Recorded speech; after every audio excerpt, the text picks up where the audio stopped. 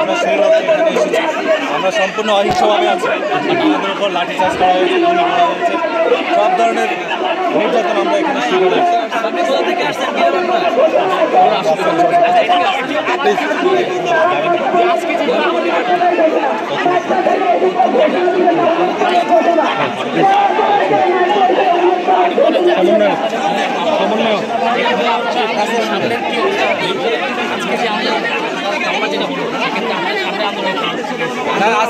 আজকে চূড়ান্ত আন্দোলন, আমাদের সামনে কোনো কর্মসূচি নেই।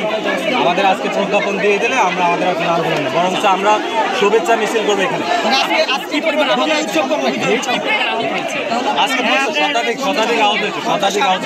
শতাধিক আহত হয়েছে এবং গুলিবিদ্ধ হয়েছে 10 জনের উপরে, ঠিক আছে। এবং হচ্ছে টিয়ার সেলে ওখানে 500-র উপরে মানে ইনজুরি আছে। এখন পর্যন্ত কোনো আমাদেরকে আশ্বাস দেওয়া হয়নি রাষ্ট্রপক্ষ থেকে। আমরা প্রধান উপদেষ্টা বরাবর সাক্ষাৎ চেয়ে শান্তিপূর্ণ পদযাত্রা করছি, এখানে অবস্থান করছি শান্তিপূর্ণভাবে। আমরা প্রধান উপদেষ্টা সাক্ষাৎ চাই। আমরা এখানে অবস্থান করব, প্রয়োজনে সবাই জীবন দিতে প্রস্তুত, কারণ আমরা অহিংসভাবে এখানে আছি। অহিংস আন্দোলনের উপর গুলি করা আমরা এটা তীব্র নিন্দা জানাই। এক্স্যাক্টলি আমাদের যে বক্তব্যটা, এই বক্তব্য স্পষ্ট বক্তব্য, সেই বক্তব্যটা যে আমরা কিন্তু স্পষ্ট সময় দিয়েছি অনেক সময়। সেখানে পুলিশ আমাদেরকে, এখানে আমাদের পুলিশ কেন গুলি করবে, কেন টিয়ারশেল মারবে? আমরা জবাব সেনাবাহিনীর কাছে। সেনাবাহিনী আমাদের শৃঙ্খলার জন্য, আমাদের নিরাপত্তার জন্য। সেই সেনাবাহিনী থাকা অবস্থায় আমাদের কেন গুলি করবো, কেন টিয়ারশেল মারবো? আমরা এটা জবাব চাই। কয়েকটি বাস্তবায়ন করবেন, জবাব দেবে, গুলি করার জবাব দেবে, বাস্তবায়ন করে প্রজ্ঞাপন জারি করবে, তারপর আমরা এখান থেকে যাবো। দরকার না হয় সবাই নাশ হয়ে যাবো, সবাই নাশ হয়ে যাবো। আমরা একজন সবাই নাশ হয়ে যাবো।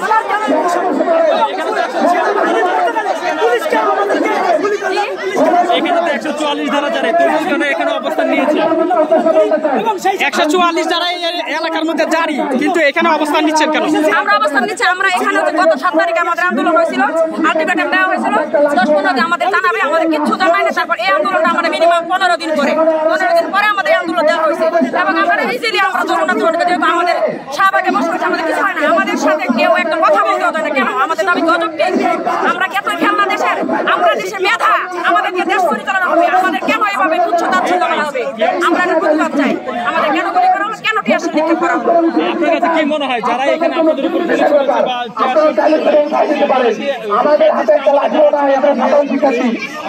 যারা আমাদের উপর গুলি করেছে, তারা আমাদের অবশ্যই তারা ফ্যাসিবাদী সদস্য, অবশ্যই তারা আমাদের মাননীয় আমাদের সরকার না, আমাদের সরকারের সদস্য না, তারা অবশ্যই ফ্যাসিবাদী